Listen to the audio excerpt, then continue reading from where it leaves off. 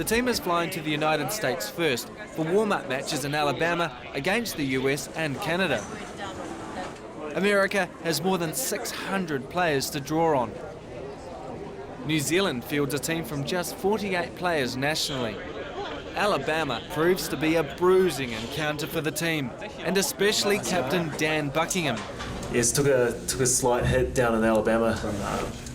Basically a dirty spin on the goal line, but decided to break my fall with my head, so my head was first point of contact. A nice little shiner there.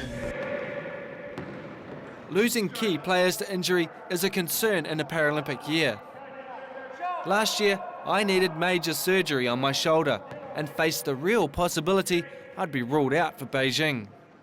Yeah, it was pretty gutting, but I'm a fairly optimistic person, and I never really had those sort of thoughts in my head. There was a slight twinge that, this could be it for me. I might not get to go to Beijing, and up until then I'd be working, really hard for that. So, yeah, it was quite devastating.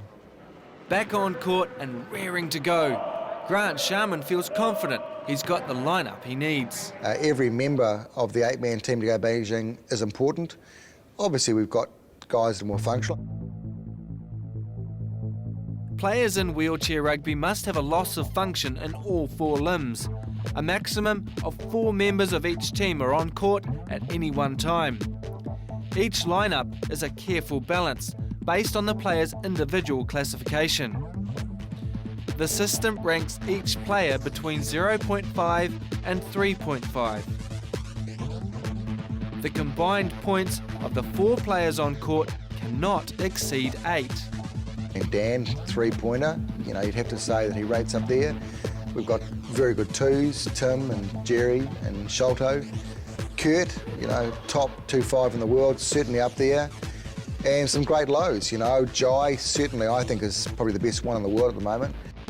Rounding out the team are Paralympic rookies Adam Wakeford and Dave Klinkhammer. The guys have got so much experience, but I just sort of take orders and try to do the best I can. These guys have been playing for so many years, and they'll need to draw on every bit of that experience. Grant's father is seriously ill in New Zealand. The Wheelblacks are travelling to the States without their coach. We filmed this bit ourselves. Yeah, we didn't have such a great run in Alabama. We were coachless. Dan did a great job of leading the team, but the results showed that we really missed Grant. So tomorrow, 1 o'clock, we play Great Britain in our first game of the Canada Cup. We're hoping that results are going to go our way. I think we've done quite a lot of preparation for this. Everybody's rested, everybody's feeling pretty good. So, we'll see what happens. Grant joins the team in Vancouver just in time for the start of the Canada Cup. He pores over the latest game analysis, looking for weaknesses in the USA's game. But the fact is, they are the #1 team. They're very well coached. They've got a great players, huge depth. But come game time, it's 4 of them, it's 4 of us. Who wants it the most? Who's prepared the best?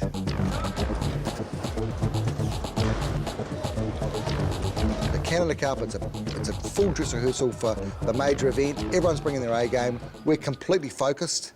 We're going to win. We've got process goals, that sort of stuff, but we're not putting any obstacles in our way. I think we want to see how we get up there, where are we, After a shaky start, losing by 1 point to Great Britain in the opening round, the Wheelblacks win all their next games. We're in the final, facing the USA once more. In our last 10 clashes, the USA has won every time. The final is an intense and brutal clash, with the Kiwis desperate to exert dominance. The Americans are fielding an 18-year-old born without parts of his arms and legs, but with full use of his trunk muscles. He's like a battering ram. The Wheelblacks are all quadriplegic or tetraplegic, with limited hand function and no trunk muscles. The Americans' full frontal barrage takes its toll, but the Wheelblacks answer back with a few big hits of their own. The final score 44-30. Gold to the USA. Again, the Wheelblacks have to settle for silver. It's been an exhausting campaign, but the Wheelblacks ranking is back up to number 2. Okay, it's the day after we got our backside kicked by the US. Valuable lessons there. We're going to go and work on it. A couple of positives. Dan and John, you see beside me, got best in their class. That's pretty good. Well deserved.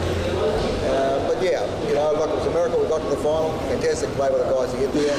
Just had nothing on the day. So back to the drawing board. And Beijing in 7 odd days. Here we come. The challenge ahead, winning back-to-back Paralympic gold. I can't see any reason why we can't win. The only reason I can think of is if we just don't do it on the day. And then, whose fault's that? No, we're going to win gold.